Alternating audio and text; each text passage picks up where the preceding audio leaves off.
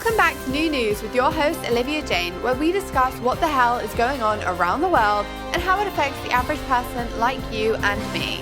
On this week's New News, everything we know about the death of Liam Payne, the England football team land another temporary manager, Trump makes his film debut, thousands of Londoners need food stamps, Labour want to provide drugs to get people back to work, more terrible reports from the celebrity community, and at last, the UK is open for business. This is the new news. England has a new manager, Thomas Tuchel, the Football Association's latest stroke of genius.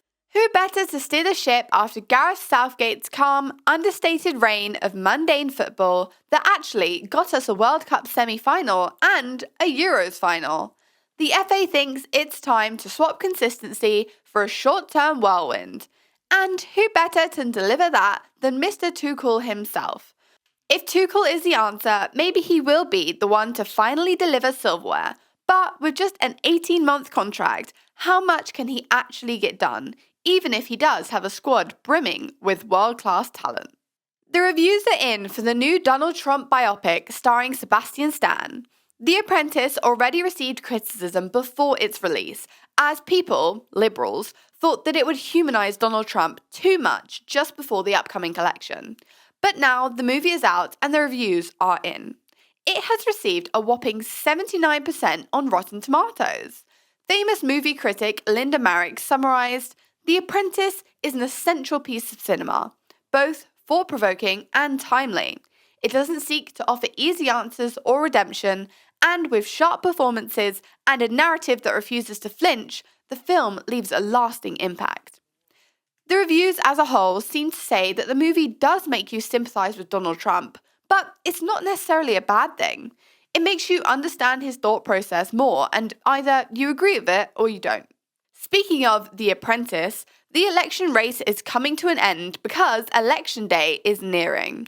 Just when you think you know the winner, a new story or storm hits and everyone in America has flip-flopped. The act of God of the multiple hurricanes in Florida have changed the face of the election. Trump was seen visiting families and providing shelter to workers, whilst Kamala was widely hated for giving £750 to families affected by the hurricane. Many felt that it wasn't enough as people lost their homes and their loved ones. Polls taken before and after the hurricane are very different. As of now, Donald Trump is in the lead. This is all as we enter the teen days of the countdown to who will lead America in the next 4 years. Hard-working Londoners are relying on food stamps. A study came out this week by Living Wage Foundation showed that 23% of the capital's lowest paid workers go to food banks once a week or more. A further 28% said they visited at least once in the last year. Is it fair that hard-working Londoners still don't make enough to afford to provide for themselves and their families? 36% of those surveyed said that they had skipped meals regularly for financial benefits. This all begs the question of whether the living wage of London should be raised, as it is clear from this survey that Londoners are trying, but they can't survive in this economy. Keir Starmer tackles the obesity crisis.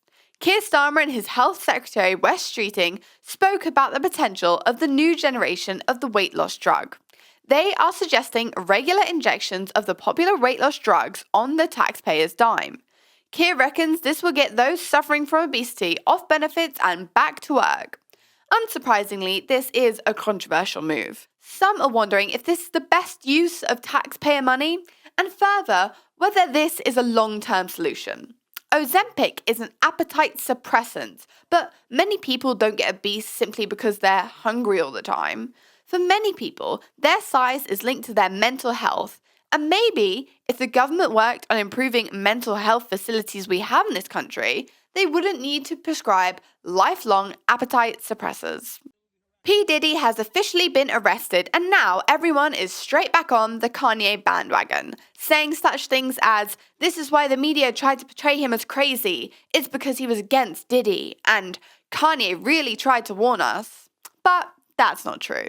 Kanye was back in the news again this week for allegedly divorcing his wife Bianca after 2 years. However, what he should have been in the news for this week was the reports that came from his former assistant, Lauren Piscotti.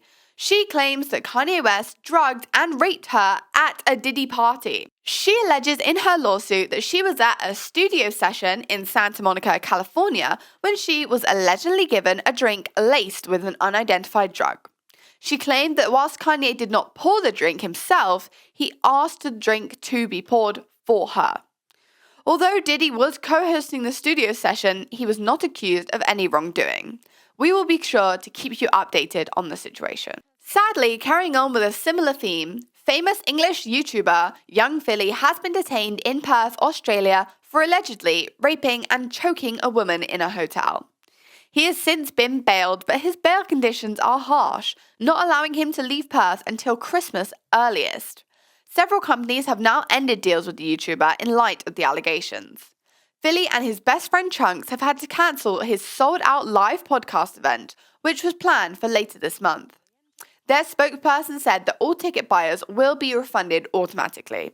We hear the famous argument that the girl must have made the rape allegations to take down the up-and-coming YouTuber, which is ridiculous. Interesting statistic for you, only 2 to 8% of rape reports turn out to be false. However, much more reports are never filed by women due to them fearing people would think they are making a false report. The full charges include 3 counts of assault occasioning bodily harm and 1 account of impeding a person's normal breathing or circulation by applying pressure onto their neck. The influencer, with over 3 million followers on Instagram and nearly 2 million subscribers on YouTube, was in Australia touring his music. He has presented BBC Three shows, appeared in the UK on Soccer Aid and ITV, and The Great Celebrity Bake Off for Stand Up to Cancer on Channel 4. And he won a Mobo Award for Best Media Personality in 2021. If Philly is found guilty in yet another case where a star has completely abused their position, does it raise the question that it's about time the entertainment and media industry that actually makes these stars also has to take responsibility for their actions and protect the fans that make them all so rich?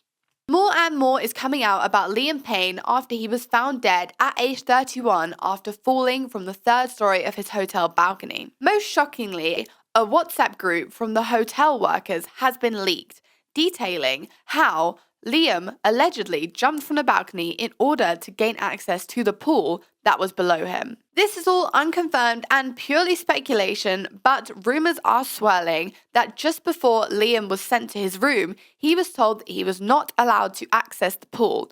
Apparently, this enraged him and he went up to his room. Hotel workers, after finding him, speculated that he then tried to jump from his balcony to the pool. Finally, nothing quite says revitalising the British economy like a hefty £63 billion investment, a business summit in a medieval guild hall, and an awkward round of elbow rubbing between business elites and our Labour government. Welcome to the brave new world where Keir Starmer wants to convince us all that Labour is now a friend to both corporate giants and their favourite unions. A delicate balancing between bankers and trade unionists whilst assuring each other that the other won't ruin the party. Of course, the real star of the event wasn't even there. Elon Musk, Britain's favourite armchair political commentator, wasn't invited. Not a surprise, as he seems to be trolling the Prime Minister from afar, painting a delightful picture of the UK hurtling towards civil war. A shame considering he was supposed to be the guest of honour. But the Prime Minister has planned to woo investors with promises of slashing all that pesky regulation and red tape. Starmer is not totally cutting corners, mind you, just ripping up bureaucracy. You know, the kind that keeps pesky things like planning permission and environmental standards in check. Like our water. But don't fret, Peter Kyle assures us that this doesn't mean lowering standards, just the government shouldering the burden of compliance. Sounds like a dream for corporations and a potential nightmare for anyone who breathes air, drinks water, or dares to work on a building site. And what summit celebrating the glories of capitalism would be complete without some royal pomp?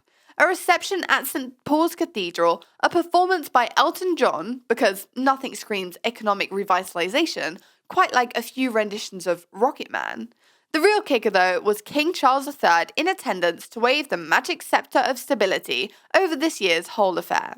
Yes, after years of economic chaos and political turmoil, Britain is apparently stable again. At least for the hour or two everyone was sipping cocktails under the cathedral arches. Meanwhile, unions are understandably jittery, wondering whether Starmer's hard-head industrial strategy is just code for rolling back worker protection, with Transport Secretary Louise Haigh having the audacity to suggest that people boycott P&O ferries. This is following their charming decision to fire 800 workers and replace them with cheaper staff. It didn't work for Tesco's, how is it going to work for P&O? Naturally, that ruffled the feathers of the DP World, the ferry service's parent company, who threatened to pull out of the summit. Cue Starmer's swift reassurance, "That's not our official view, please don't leave." DP World quickly put its toys back in the pram and reaffirmed the £1 billion investment, just in time to avoid a PR disaster. On the back of this great news is more great news, as two transport unions are planning various tube strikes in London during November. So the UK will be open for business. Well, except London. And that, I'm very happy to say, is the end of this week's new news. Thank you so much for watching. Make sure to like, subscribe and comment. I'll see you next week for new news. Bye!